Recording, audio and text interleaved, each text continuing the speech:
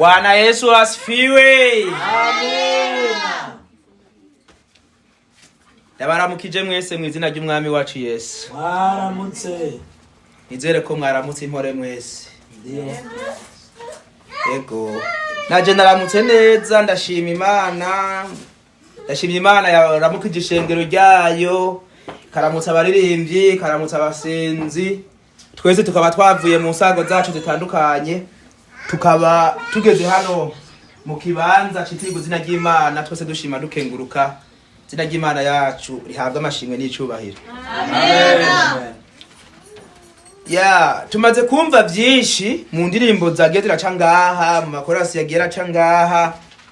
Indirimbo duherukiyeko 184 ivuga ngo inzira y'umusaraba niyo izonshikana mwijuru gusa. Twese turayibuka.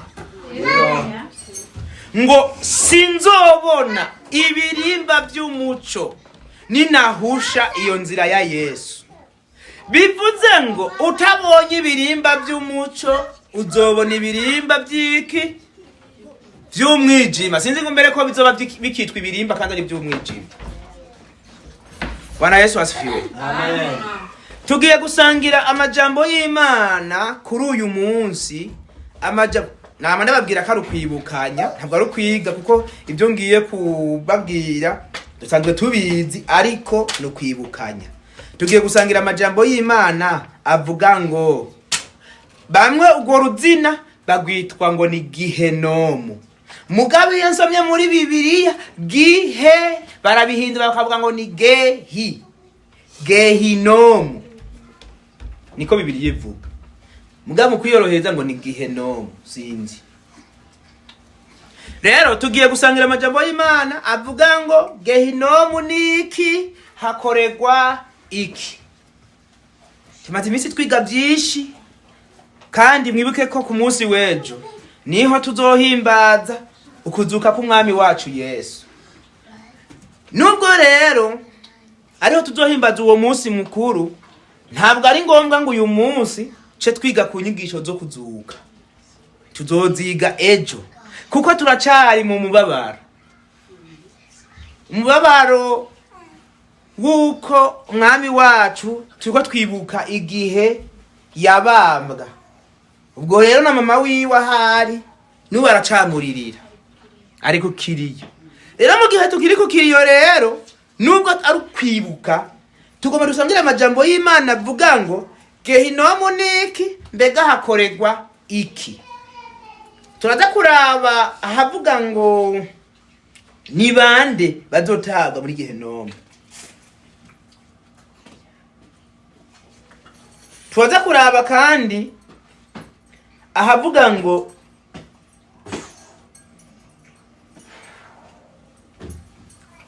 Gehinomu itandukaniye he ni kuzimu.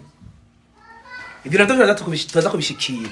Tumenye mbega Gehinomu ni kuzimu birasa cyangwa biratandukanye. Turaza kubimenya, tumenye ivyo ari byo. Nubwo nzi ko musanzwe mubizi, ariko tugomba twibukanye.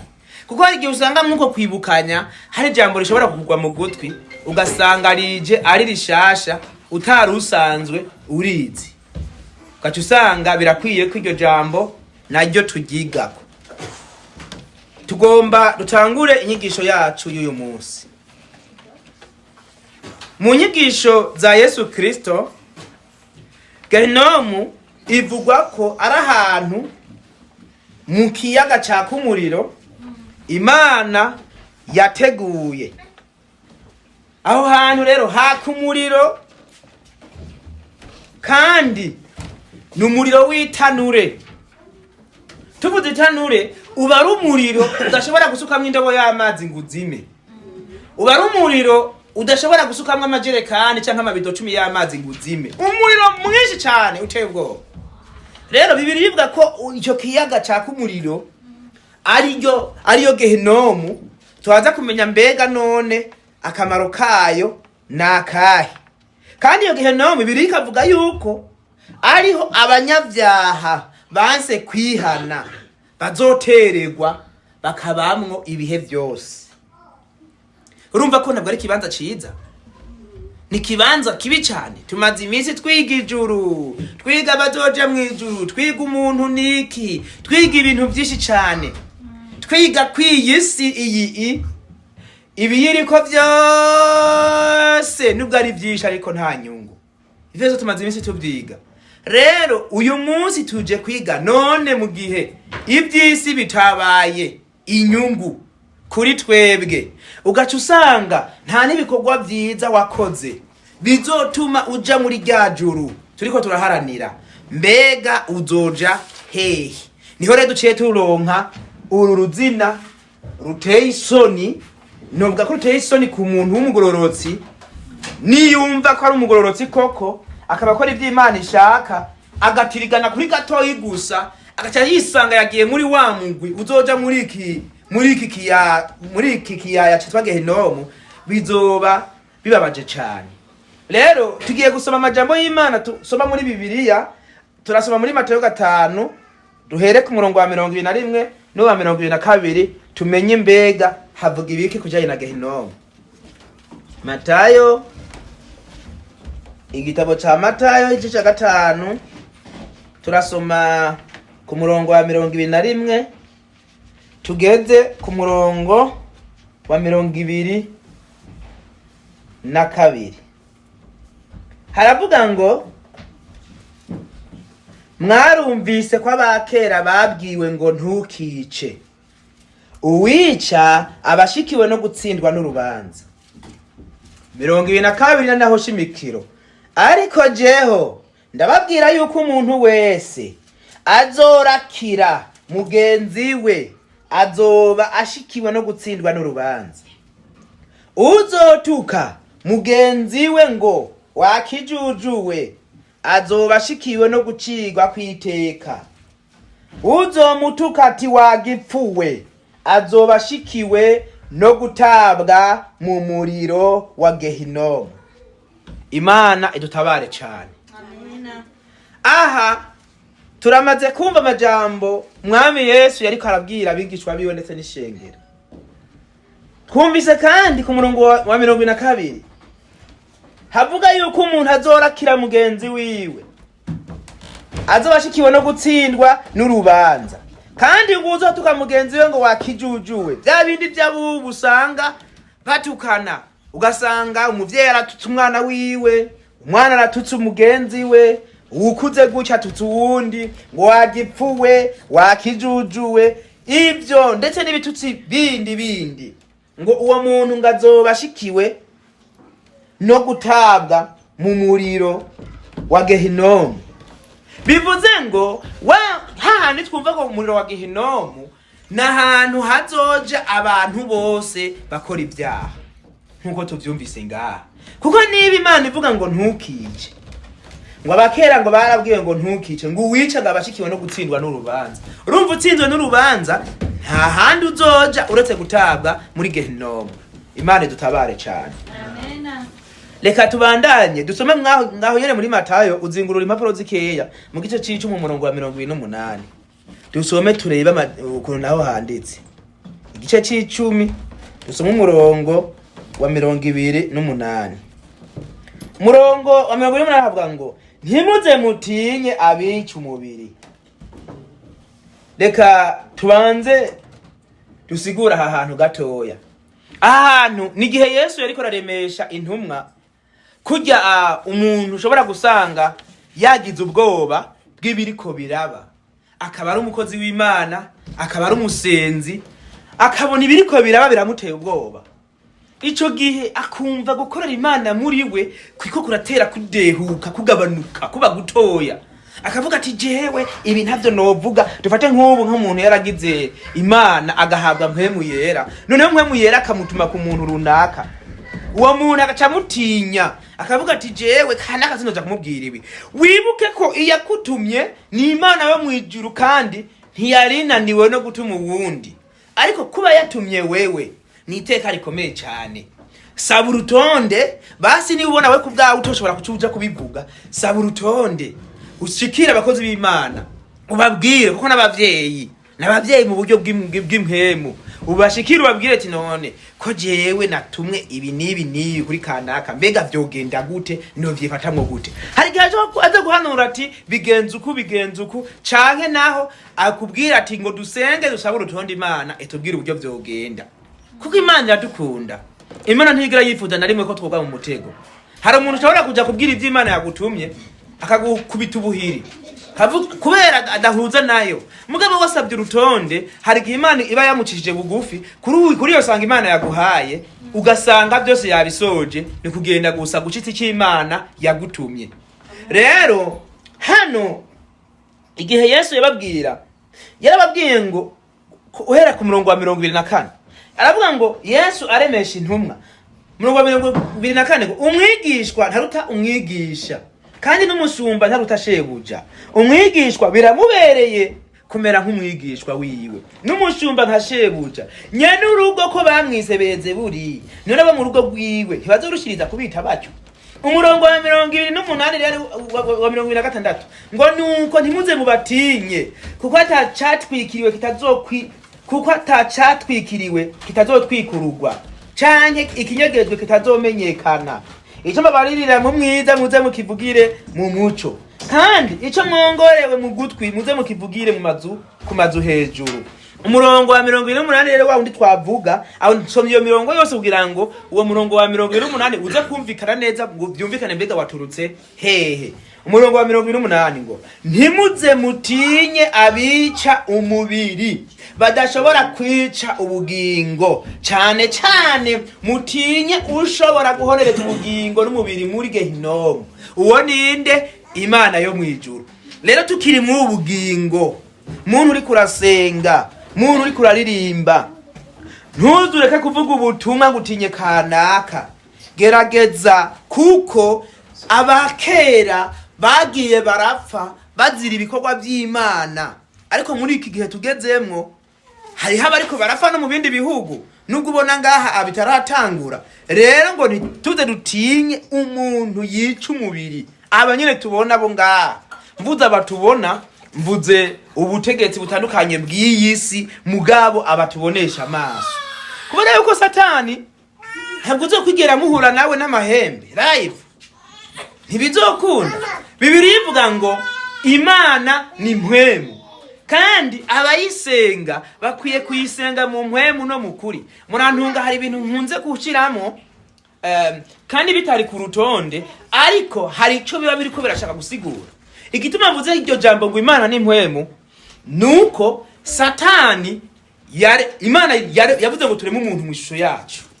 Abamarayika baharemye mu mbeya z'umuriro, sivyo? Kandi na Satani mwibuke ko yahoze ari umumarayika hehe? Mwijuru. None babazi umuriro urafadika? Umuriro uguciye ko urawumva, ariko ntushobora kuwufata ngo ufadike. N'umuyaga niko kuko umuyaga urashobora kuwumva kuciye iruhande yawe, ariko ntushobora kuwufatisha amaboko ngo bikunde. Ico ntigikunda. Nizo mpamvu hano twumvise ngo ntimuze mutinye abica umubiri badashobora kwica ubugingo, ariko cyane mutinye ushobora guhonereza ubugingo n'umubiri muri Gehinomu. Uwo niwe Imana yo mwijuru, niyo dukwiye gutinya yonyene, niyo dukwiye kugirira ubwoba. Kuriko wubahiriza umuntu ngaha mwisi ariko agutandukanye n'urutonde rw'Imana, uwo muntu mushiye ku ruhande, uvuga uti jewe ndashaka kumvira Imana yo mwijuru gusa, ibisigaye byose ni ubusa gusa. Mbere binashobotse usaba urutonde Imana yo mwijuru, uvuga ati Imana, kibi bintu bingoye ndabigenze gute? Imana izoguha urutonde, ikubwire uburyo ukwiye kwitwara muri abo bantu bakuzungurutse. Tugiye gukomeza n'amajambo y'Imana y'uyu munsi. Reka tusome muri Mariko igice c'9 umurongo wa 42 turageza ku 49 nyene, turebe naho ukuntu havuga. Mariko igice c'9 turasoma umurongo wa 42 tugere kwa 49 twumva ukuntu havuga. Ku murongo wa 42 hari umutwe w'ijambo uvuga ngo ibitsitaza abantu.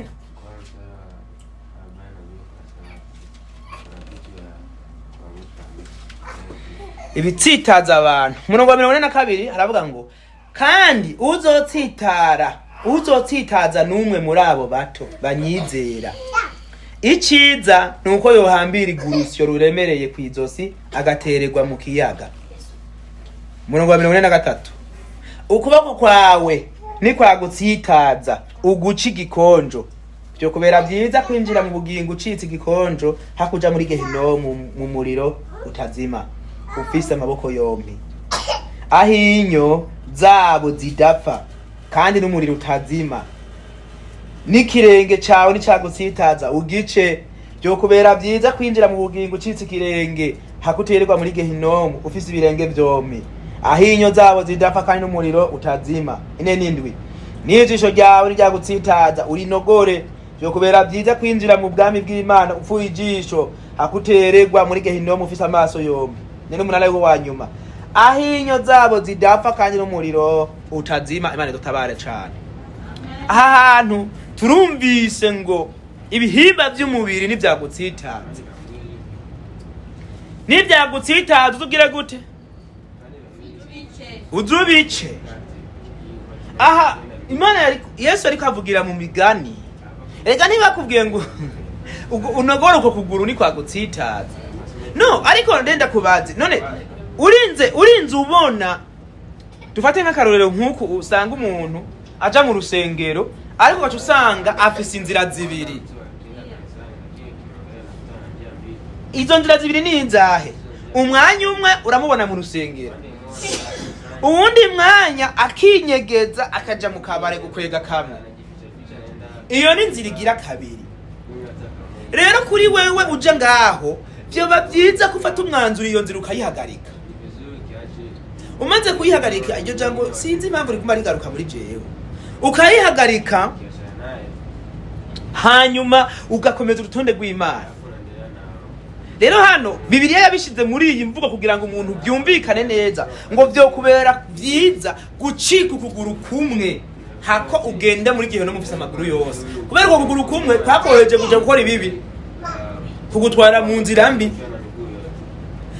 Iryo jisho ryawe ryakoheje kuraba ibitarabwa. Ikibazo rero kiraha igituma Imana yavugiye mu migani. None amaso ko arabiri yose ntaraba ahantu hamwe. None wayavuze ngo ijisho ry'iburyo ni ryagutsitaza nkaho iryo kuryo rishobora kuraba iryo kuba afite arabye.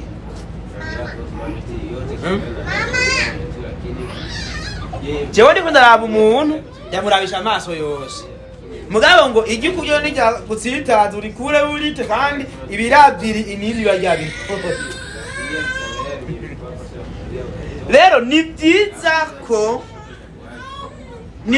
ko dutandukana n'inzira mbi Imana itemera, tugakurikiza inzira nziza Imana duhanura. Umuntu aho tugiye kuraba tumenye mbega muri Gehinomu hakorerwa ibiki.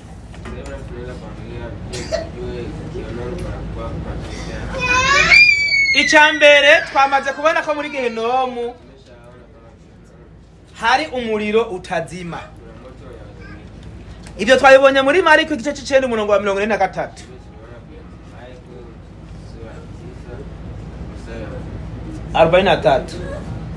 Icya kabiri ngo harubabare bukomeye cyane.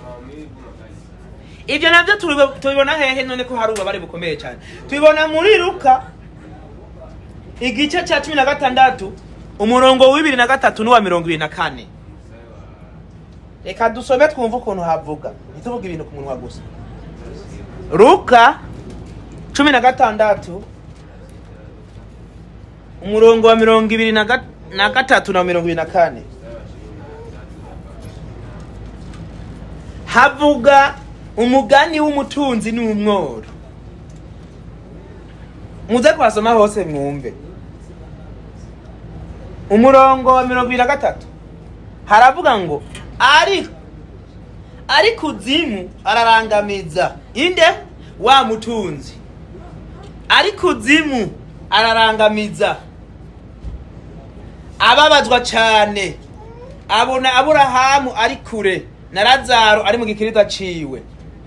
Murongo wa 24 aratabaza ati Aburahamu muvyeyi gerera ikigongwe, rugika Lazaro akoze isonga ry'urutoke mu mazi ampfuvye ururimi kuko nseserejwe muri uru rubeya.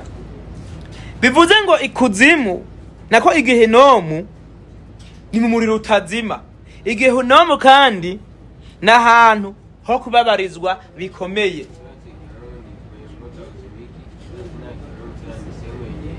Imana dutabare cyane. Turi kumwe gashengero ry'Imana. Bwana Yesu asifiwe. Tupo pamoja. Okay. Tuendelee. Lero Imana idutabare cyane kandi iturinde kuzokwisanga aho hantu ho kubabarizwa. Tugiye kuraba rero rya jambo twasomye kare ngo Gehinomu itandukaniye he ni kuzimu. Utafauti gani na kuzimu? Gehinomu itandukaniye he ni kuzimu. Aho bitandukaniye rero nsahandi, ikuzimu n'ahantu abanyabyaha bategerereza umunsi w'urubanza rw'Imana. Nkuko tuvyumvise kuri wa mutunzi yapfa, yatwawe ikuzimu abarababazwa, ariko yararindiriye umunsi w'urubanza rw'Imana. Ntiwari bwashike. Imana dutabare cyane. Hanyuma muri Gehinomu naho n'ahantu abanyabyaha bazotabwa inyuma yo gucirirwa urubanza rwa nyuma. Turumvikana? Muri Gehinomu n'ahantu abanyabyaha bazotabwa bamaze gucirirwa urubanza rwa nyuma. Reka tusome muri Matayo 25, tusome umurongo wa 41 twumva ukuntu havuga. Matayo 25 mstari wa 41. Tusikie panasemaje. Matayo 25 mstari wa 41, tusikie panasemaje.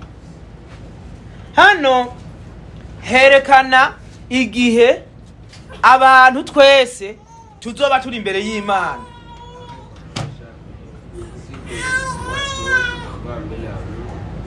Ico gihe Bibiliya ivuga yuko tuzoba turi imigwi ibiri. Bibiliya ivuga ko hari abazoba bahagaze iburyo bw'Imana, ndetse n'abazoba bahagaze ibubafu bw'Imana. Rero dusomye ku murongo wa 41 havuga ngo maze azobwira n'abari ibumoso ati mva iruhande mwabivume mwe muje mu muriro utazima wateguriwe wa mugwanizi n'abamarayika biwe. Mane dutabare cyane. Amen. Murumva ko cya kibanza Gehinomu atari ahantu heza wo kwifuriza abasenzi. Ntabwo ari ahantu heza wo kwifuriza abakozi b'Imana. Ntabwo ari ahantu heza wo kwifuriza abana bacu. Ntabwo ari ahantu heza wo kwifuriza ishengero. Ntabwo ari ahantu heza wo kwifuriza abaturanijwe n'umwami. Ni kibanza kibi cyane. Imana dutabare cyane. None ga yemwe, ni bande bazotabwa muri Gehinomu? Ni bande? Tugiye gusozera ikigwa cy'uyu munsi. Tugiye kuraba ni bande none. Nubwo bisa naho babisomye ku murongo wa 41, mwumvise ngazovuga gute? Ngazobwira abari bumoso ngo nimwumve iruhande, mwankora bizira mwe. muje mu muriro utazima wateguriwe wa mugwanizi n'abamarayika biwe. Muze kubandanya musoma aho hepfo muraza kumva ukuntu Yesu yabandanije avuga.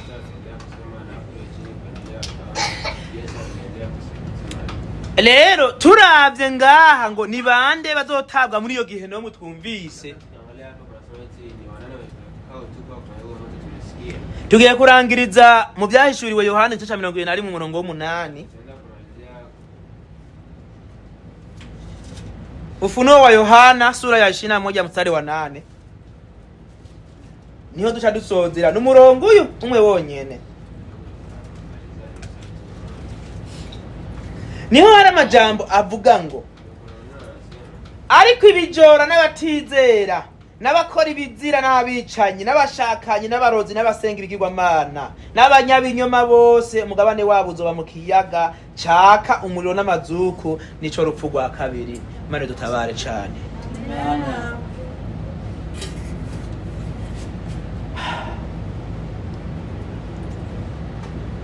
Ngo ariko ibijora n'abatizera abantu bashaka kubona babonye umuheri uzoza genda hiyo niko byahereye kera bivugwa na sokuru yarabitubwiye yarinze afutaraza ariko kutubesha.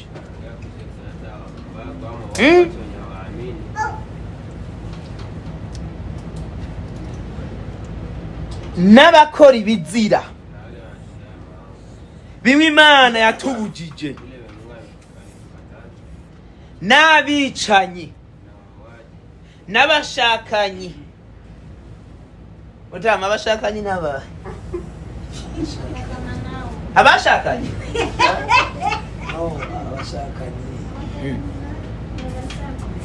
wenye tamaa. Chenzi ngabashakanye ni babandi bipfuzanya bahoje Sasa kwifuza si tamaa. Onyumvira abashakanye gasanga umukobwa yifuje umukobwa mugenzi we ngo wombereye fiance. Gasanga umusore aravye urusore runaka ngo bege cyuki kandi nabari umugabo wombereye fiance. Imagine ubwo rugo none ruzoba urugo rumeze gute?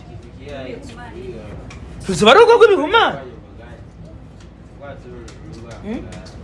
Ngo n'abarozi babandi bamemera gafu mu kajuisi k'umwana babandi baza kuramutsa umuntu eraba abarozi baza ubwenge mwabana. Abarozi baza ubwenge afata gafu akakarayamba ku munwa bene aha akacaza gaha umwana wawe buzu atamukozeko kakamusigarako niyakoze akakarimi gato kubera wazi ibyo yakoze aza guca karaba. Niyakoze akakarimi gato yagusa aza burihiye kandi uburozi ntibuba buto uko kangana kose biragagaba bifise connected.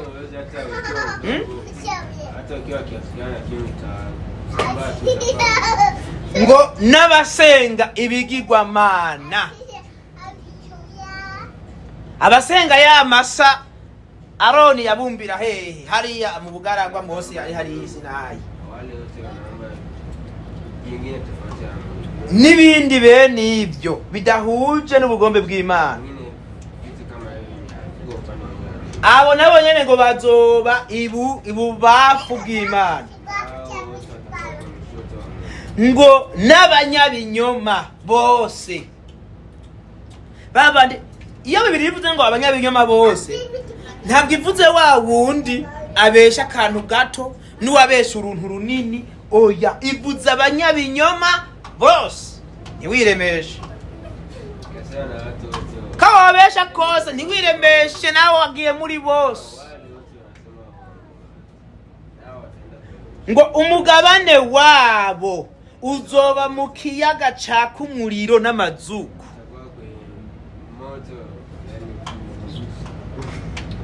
Amazuku ni kama essence aguturira atagukozeko.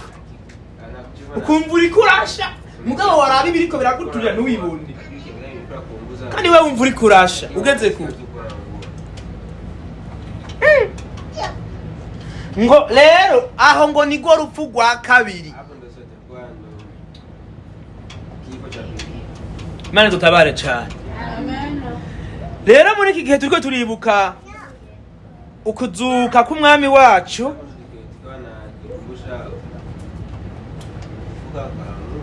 bibaye ngombwa ko twibukanya kuri aya majambo y'ibijanye na Gehinomu icarico. Tumaze iminsi twiga ibijanye n'ijuru, tumaze iminsi twiga iby'umunezero uzohaba, ariko ni byiza ko ubwoko bw'Imana bumenya ngo mbega ninkora ibinyuranye n'ibyo tumaze iminsi twiga nzojahe. None gashengero ico kibanza ninacishimiye ucishimiye aduze ukuboko. Wifuza kuzoja gukora yo birthday nindi?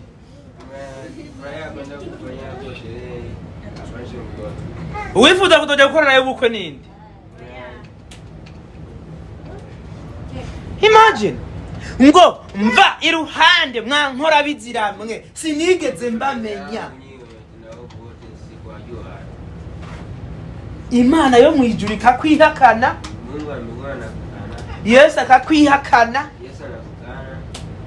wagenda no kwa Satani nawe kari we yaguheze nawe akakwihakana.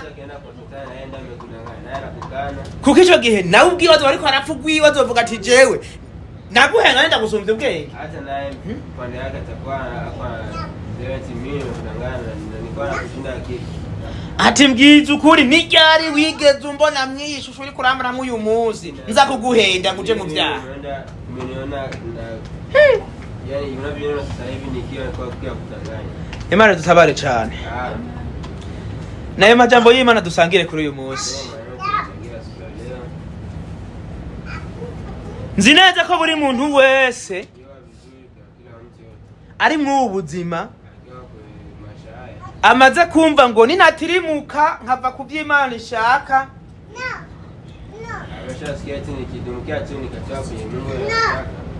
nzobandanya iyo nzira nyene, nzotegurirwa igifiti muri Gehinomu canke naho nzohagarikira aho nyene nkomeze urutonde Imana ishaka. Na hii njia hii nije nikapata hii gift ya moto usiozimika kama nitaachana nayo niendelee na Mungu yanataka. Imana dutabare cyane. Nayo majambo y'Imana dusangire kuri uyu mwanya. Abayumvise mwese Imana ibahe umugisha.